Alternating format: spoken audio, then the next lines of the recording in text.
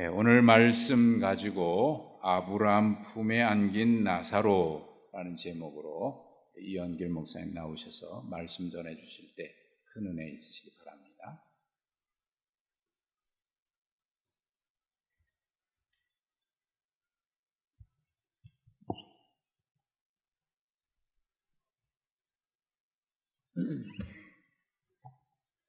몇 년 만에 제가 여러분 교회를 방문하는데요. 교회가 내적으로 외적으로 굉장히 성숙해졌고 고품격 교회가 됐네요. 그리고 뭔가 가득 찬 그런 정말 아름다운 교회로 성장한 것을 정말 기뻐하고 수고한 여러분들에게 감사를 드립니다. 사실 초대교회는 제가 올 필요가 없는 교회예요. 왜냐하면 우리 강 목사님이 가장 모범적인 목회도 하시고 또 설교도 말씀에 기초해서 잘 전하는 목사님이시기 때문에 내가 올 필요가 없어서 사실은 거절했어요. 초대교회는 내가 갈 이유가 없다. 근데 강 목사님이 아마 제 얼굴을 보고 많이 늙었으니까 생애도 얼마 안 남았는데 한번 다녀가라고 그러신 것 같아요. 살아보니까 젊어지지는 않더라고요. 늙어지는데 오늘 말씀을 함께 나누게 돼서 정말 감사합니다.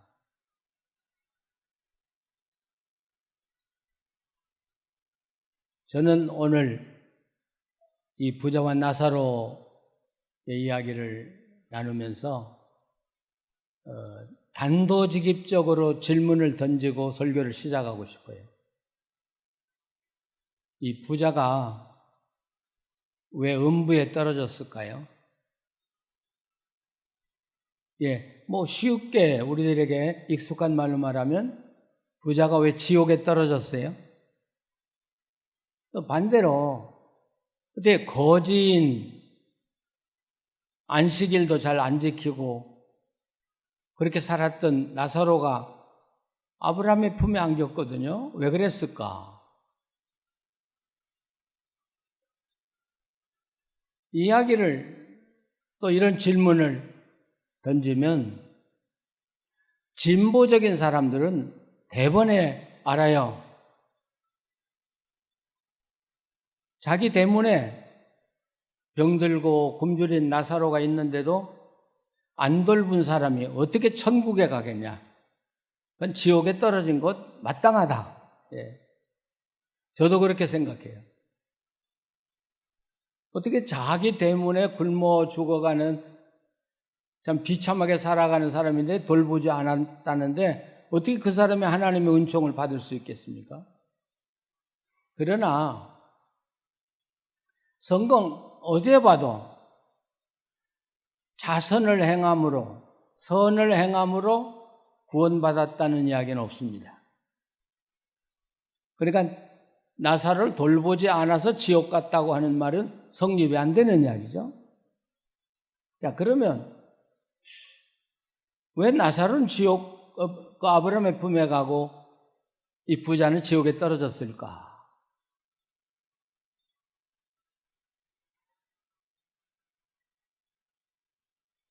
어떤 사람들이 이렇게 말할 거예요. 하나님을 안 믿어서 그랬나 보죠. 그래요. 이 부자가 믿음의 사람으로 살았다는, 정말 믿음의 사람의 냄새가 하나도 나지 않아요.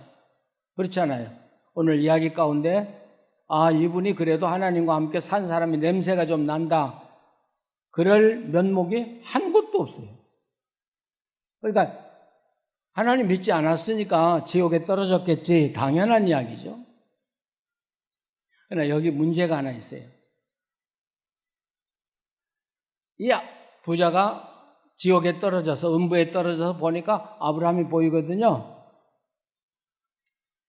근데 뭐라고 불러요, 아브라함을? 아버지 아브라함이요 이렇게 불러요. 근데 여러분 유대교에서는 예를 들면 안식일을 철저하게 안 지켰다든지 심지어는 11조를 안 냈다든지 또 부정하게 살았다든지 그런 분들은 회당에서 쫓아내버렸어요.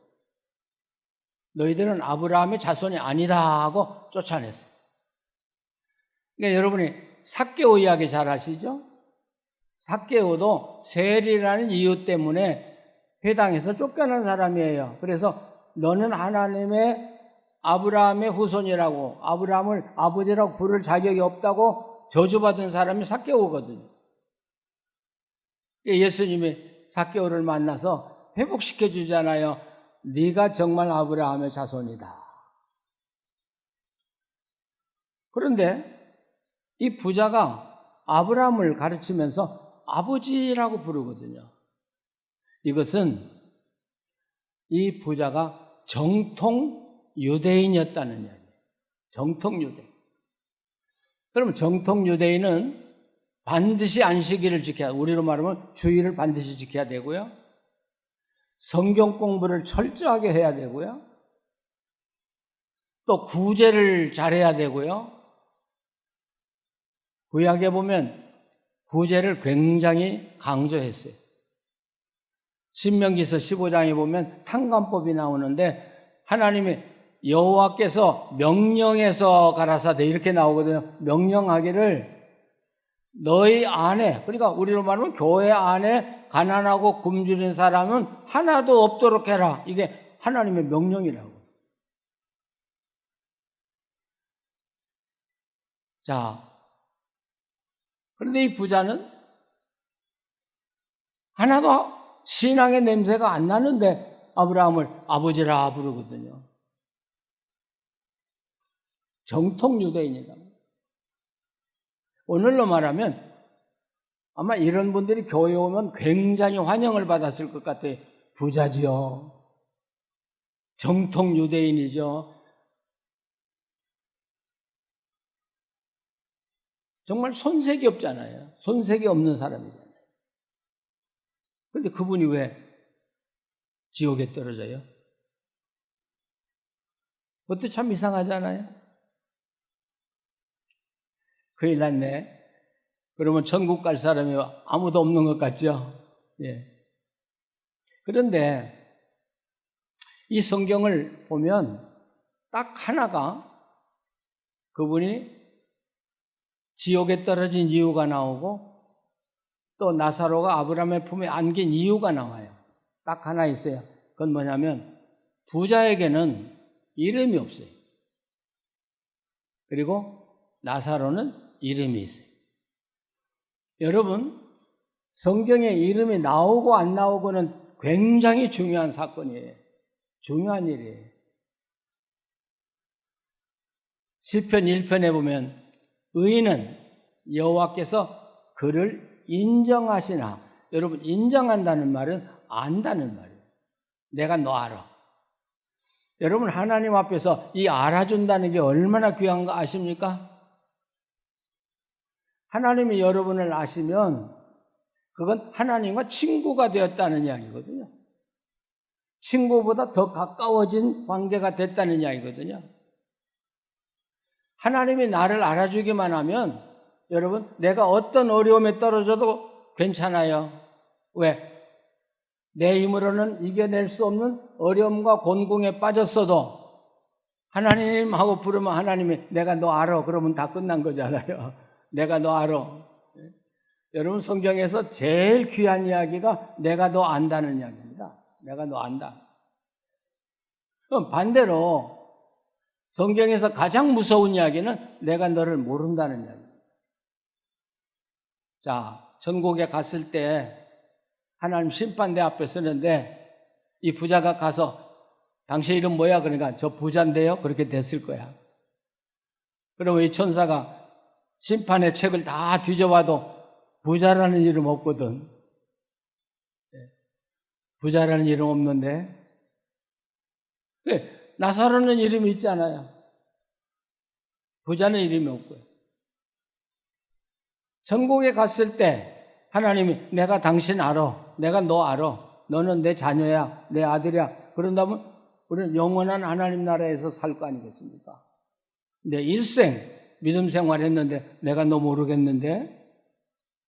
그러면 그건 저주 중에 저주인 것이죠. 여러분, 내가 너 알아.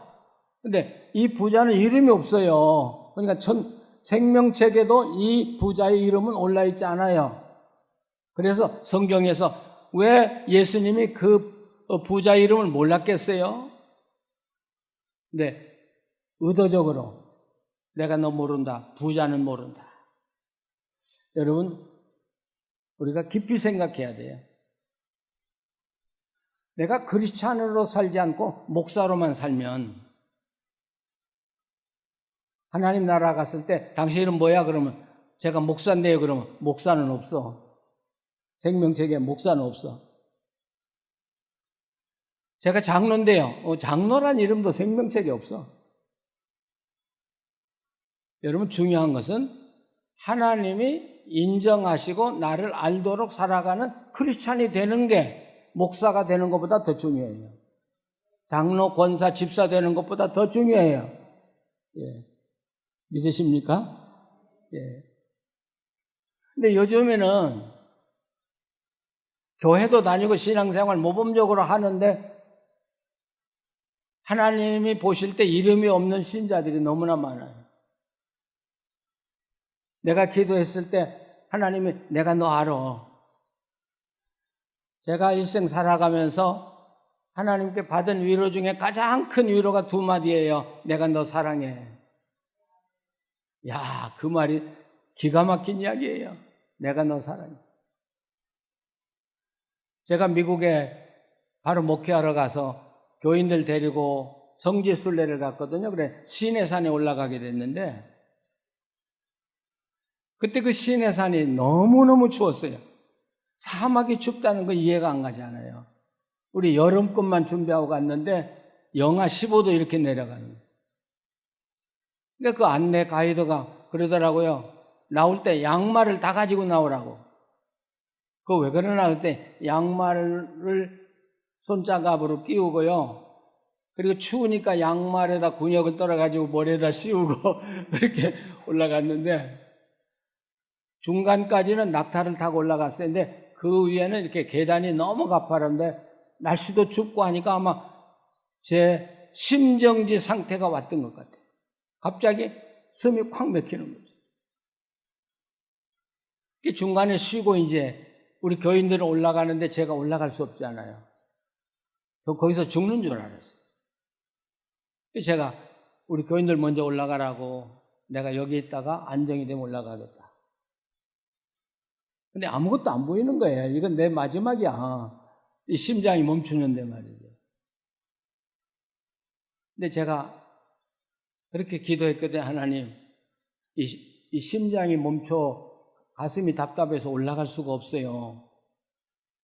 그러니까 하나님이 저한테 첫 번째 하신 말씀이 내가 너 사랑해. 그럼 어때요? 살아날 것 같아요? 죽을 것 같아요? 사랑한다는데요. 두 번째 말이 앞으로 네가 나를 위해 할 일이 너무 많아. 그러니까 어떤 어려움이 와도 끝까지 견디며 인내하고 참아라. 그래서 제가 알겠습니다. 어떤 어려움이 와도 인내하고 주의 뜻 따르겠습니다. 그랬더니 가슴이 뻥 뚫려. 그래서 그 높은 데를 막 뛰어 올라갈 만큼 건강. 그 후로 한 번도 제 심장이 약해져 본 적이 없어요. 이게 하나님이 내가 너 안다는 뜻이. 저는 하나님이 알아주는 성도들 되시기 바랍니다. 예. 자, 그런데 문제가 또 있네요. 그처럼 정통 유대인이고요. 하나님을 잘 섬긴 사람인데 왜 자기 대문 앞에 있는 나사로를 살피지 않았을까? 말도 안 되잖아요. 우리 목사님 대문에 그런 거지 있는데 안 살폈다면 여러분 난리 나겠죠? 우리 장로님들 대문에 그런 사람인데 돌보지 않았다면 난리 나겠죠? 근데 왜 이 부자는 얼마나 부자예요? 날마다 파티하고도 남았으니까요. 그러니까 이 부자는 아마도 그렇게 생각했던 것 같아요. 하나님이 축복해 주셔서 내가 이렇게 부자 됐다. 그러니까 우리 집에 와서 나하고 함께 먹고 즐기자. 이게 부자예요. 그러니까 자기 같은 유대인들끼리는 엄청나게 돈을 베풀었을 거예요, 이분이. 날마다 잔치했으니까. 근데 왜 돌봐야 될 거지는 안 돌봐요? 유대인들에게는 또 하나의 법이 있거든요. 그 법은 무슨 법이냐면, 여러분, 유대인들의 가장 귀한 법은 두 가지가 있어요. 하나는 안식일법.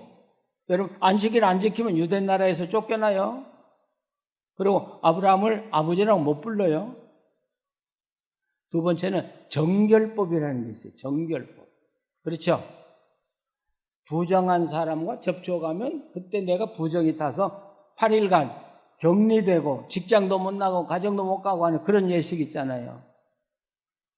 지금 이 부자에게 뭐가 걸려있냐면 이 정결법이 걸린 거예요. 지금 나사로는 정결한 사람이 부정한 사람이에요. 부정한 사람이에요. 거지고 특별히 이 개들하고 같이 살았다고 말은 이 나사로는 개 같은 사람이다 그 말이에요. 사람이 아닐 수도 있다 그 말이에요. 정통 유대인은 그런 사람과 접촉하면 안 돼요. 왜? 자기가 부정타니까. 그러니까 나사로도 이 부자도 할 이야기가 있어요. 저 법 지키느라고 나사로 못 돌본 거예요, 내가. 내가 사랑이 없어서가 아니고. 자, 그러나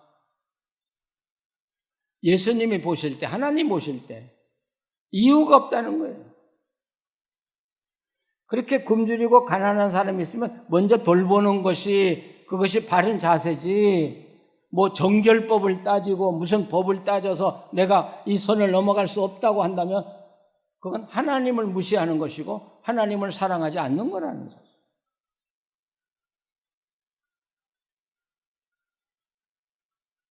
그러니까 하나님이 보실 때는 부자가 더 귀하게 보여요? 아니면 이 병자고 거렁뱅이 나사로가 더 귀하게 보여요?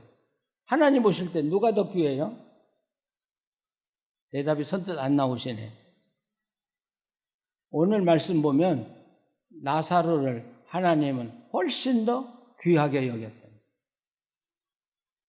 그리고 나사로를 볼 때마다 하나님, 내가 너 알아. 너 사랑해.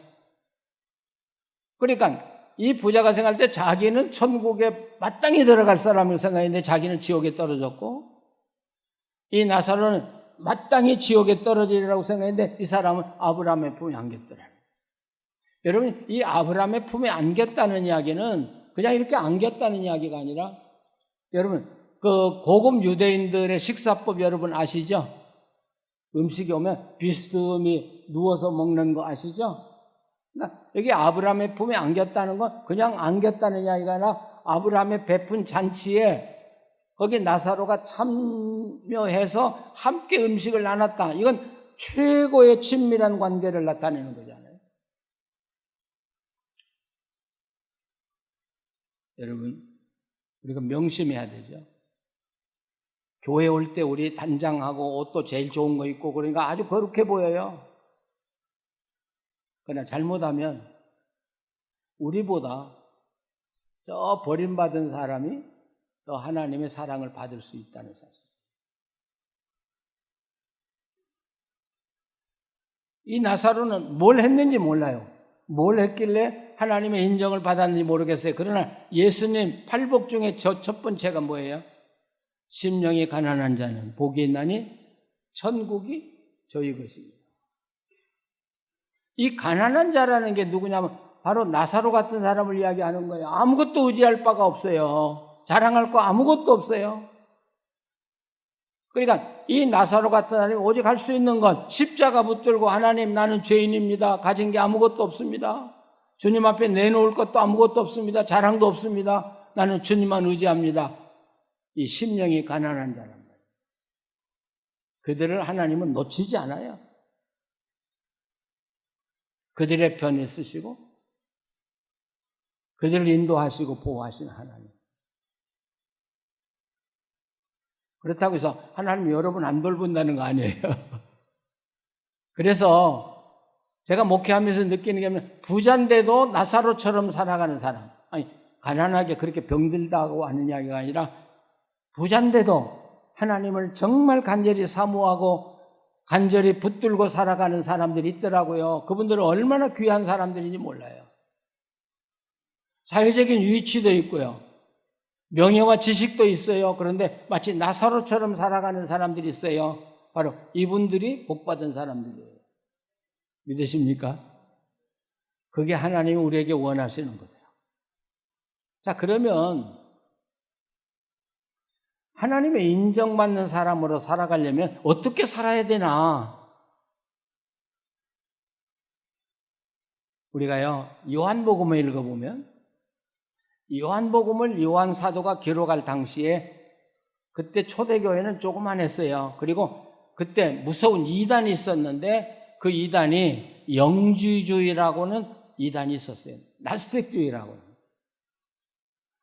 근데 기독교와 이 영지주의의 차이는 뭐냐? 영지주의는 뭘 아는 것으로 구원받는다고 생각하는 거예요. 지식으로 내가 알아. 예수님이 십자가에 돌아가셨다는 걸 내가 알아. 우리가 부활할 것을 알아. 그러면 너 구원받았어. 이게 영지주의예요.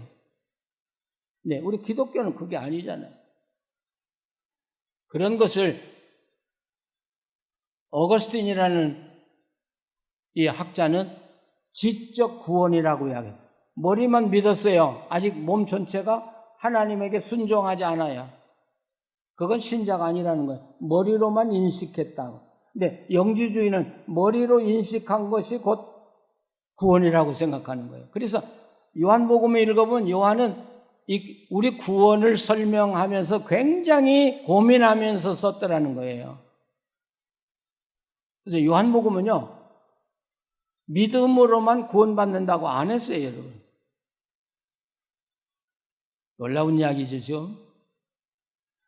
요한복음 1장 12절에 그 영접하는 자, 그 이름을 믿는 자. 어느 게 먼저 와 있어요? 믿는 자가 먼저 와 있어요? 영접하는 자가 먼저 와 있어요? 영접하는 자가 먼저 와 있잖아요. 그러니까 믿는 게 뭐냐? 요한 사도가 우리에게 가르치려고 하는 건 그냥 말로 지식으로 얻어서 믿는다고 하는 게 믿음이 아니고 주님이 내 안에 오시고 내가 주님 안에 들어가도록 영접하는 게 믿음이다. 이렇게 이야기해요. 그래서 요한복음의 아주 핵심이 뭐냐면 포도나무 비유거든요. 너희들이 내 안에 거하지 아니하면, 그렇죠? 내가 너희 안에 거할 때 이게 믿음이에요. 지금까지 교회도 다니고 우리가 예배도 드리지만 지금도 지식으로만 난 십자가 알아. 부활 내가 할 걸 알아. 그렇다면 여러분들은 예비 신자일 뿐이지 구원받은 성도라고 말하기가 어렵다는 거예요. 전 여러분이 그런 지식에 멈추는 크리스찬이 안 되기를 간절히 바랍니다. 과감하게 주님의 품에 안기는 거예요. 그리고 주님의 사랑을 받고 주님을 사랑하면서 살아가는. 그럴 때 비로소 요한복음에서는 믿는다 이렇게 말해요. 로마서에서도 이 바울은 이 믿음을 설명하기 위해서 굉장히 고민한 흔적이 있어요. 제가 로마서의 책을 쓰면서 아주 깊이 느낀 거예요.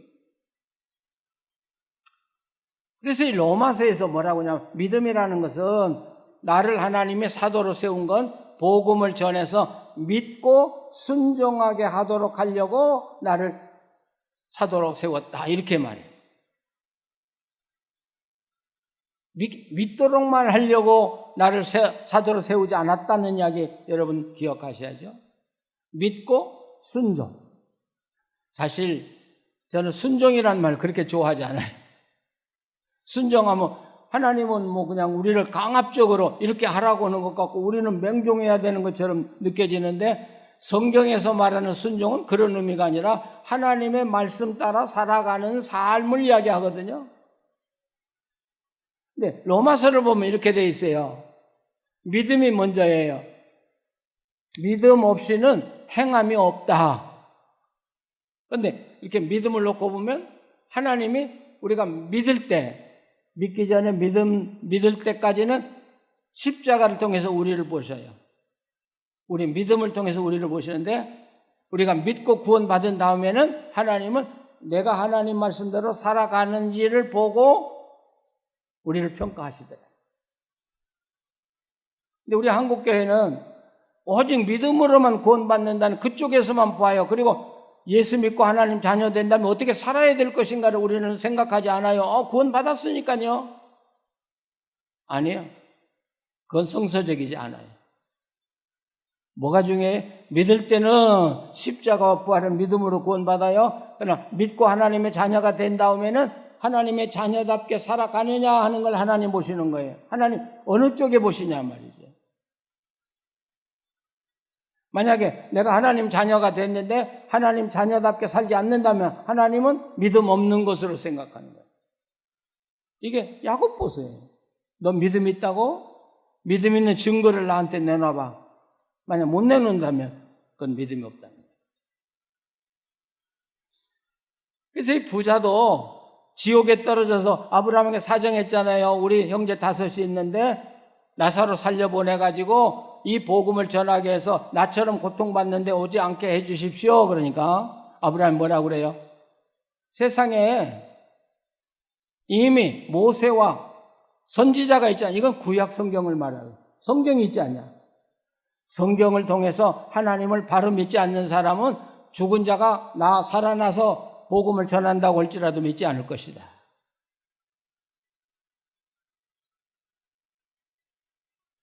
여러분, 우리 기독교는 하나님을 알아야 되잖아요, 먼저요. 어떻게 믿는 거냐 하는 걸 알아야 하잖아요. 하나님과 함께 어떻게 살아야 되는가를 알아야 하잖아요. 그렇다면 성경 없이는 바른 신앙으로 살아갈 수 없는 게 기독교예요. 믿으십니까? 근데 우리가 주일날 하루 나와서 목사님 설교, 물론 목사님 설교 훌륭하지만 1시간 가지고는 여러분 우리가 절대로 몰라요. 하나님 알기가 어렵고 어떻게 하면 바르게 살아갈 수 있는지 어려워요. 이제 오후부터 제가 계속 이어가겠습니다마는 축복은 하나님과 함께 살아가는 다시 말하면 말씀 따라 살아갈 때 축복이 우리에게 오시는 거예요. 예. 믿었으니까 하나님 우리에게 축복 주시겠지. 아니, 말씀과 관계가 돼요. 축복은 말씀. 그래서 신명기 28장 보시면 뭐라고 그래? 너희가 내 말을 잘 듣고 그대로 살면 내가 너희를 모든 민족 위에 뛰어나게 해 주실 것이고, 그 다음에 읽으면 만약 하나님 말씀을 듣지도 않고 살지도 않으면 저주가 이 말이라. 이게 신명기의 결론이고 주제입니다. 제가 한 번은 이렇게 인터넷을 보니까 현신의 권사 이야기가 떴더라고요. 간증이 떴더라고요. 근데 보니까 이분이 죽어서 천국에 잠시 갔더라고요. 한 호기심이 돼서 제가 봤어요. 근데 예수님을 만난 거예요. 너무 감격해서 예수님 앞에 엎드려서 그렇게 말했다는 거죠. 주님, 저 현신이에요. 그 주님이 네가 왔냐? 신혜야, 네가 왔냐? 그럴 줄 알았는데 주님이 하신 말씀은 난 너 몰라. 그러면 이 현신의 권사가 이 세상에서 한 모든 일이 뭐가 돼요? 뭐가 돼? 난 너 몰라. 이게 놀래가지고 왜 저를 모른다고 하십니까? 주님이 저한테 은혜를 주시고 병 고치는 은사를 주셔서 얼마나 많은 병자를 고쳤고 얼마나 많은 사람을 내가 주님께 인도했는데요. 그러니까 주님이 그러시더라는 거예요. 네가 나를 위해서 일했다고?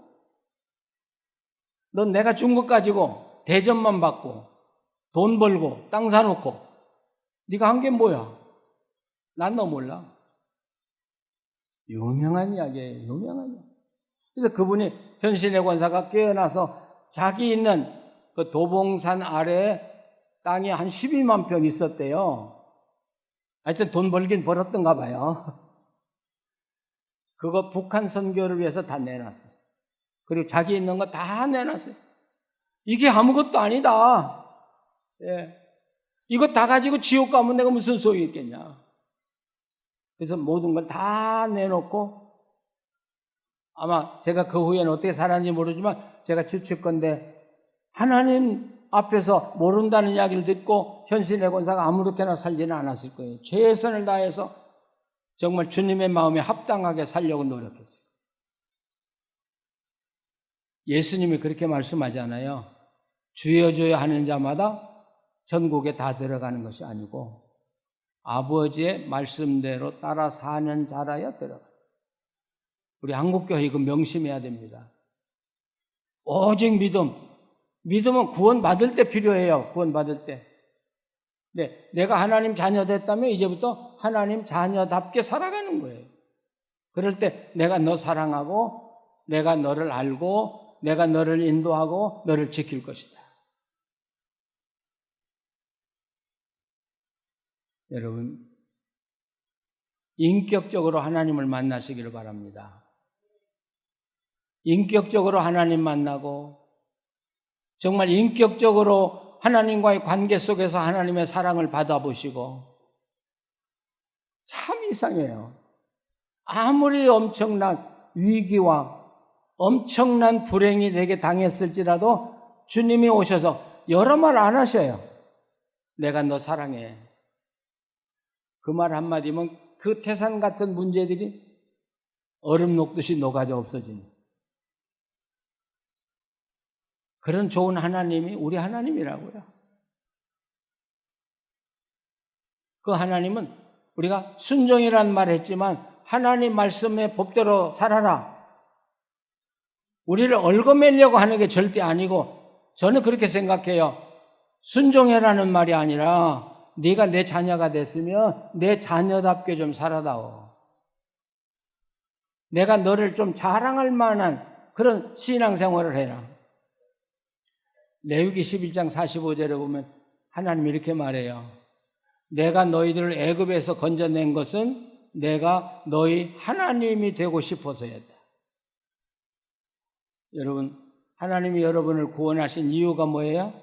너희 하나님이 되고 싶다. 근데 우리가 아무렇게나 살고 하나님 자랑할 수 있어요?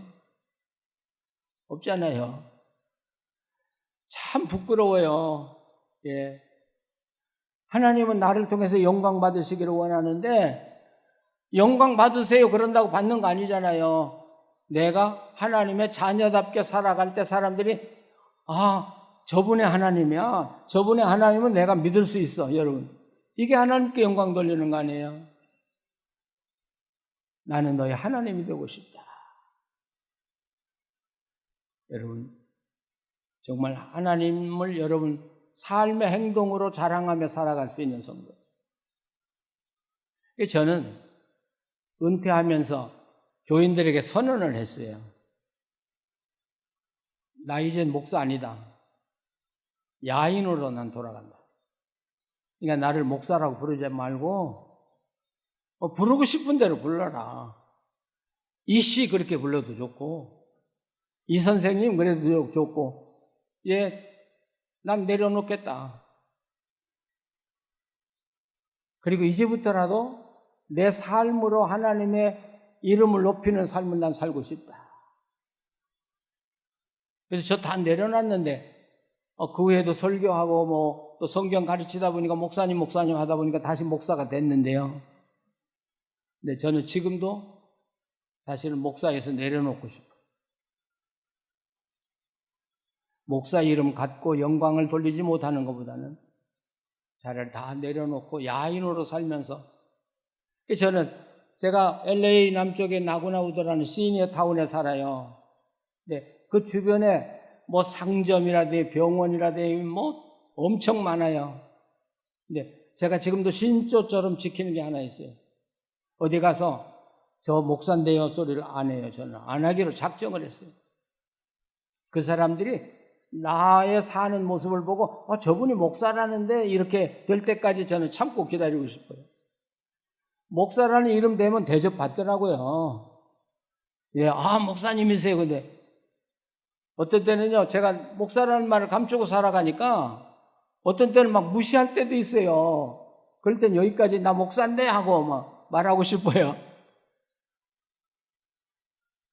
여러분, 하나님은 여러분들을 사랑하셔요. 여러분들 품에 안으시기를 원해요. 그리고 여러분들과 함께 영원히 행복하게 사시기를 원하셔요. 그렇게 살지 않으시겠습니까? 성경으로 돌아가세요. 성경을 읽으면서 하나님 만나시고 어떻게 믿는 게 바로 믿는 것인가를 알고 하나님 인정하는 그런 신자, 하나님 인정하는 크리스찬, 하나님 인정하는 교인으로 살아가시기를 간절히 바랍니다. 기도하시겠습니다. 하나님 앞에 서기가 참 부끄럽고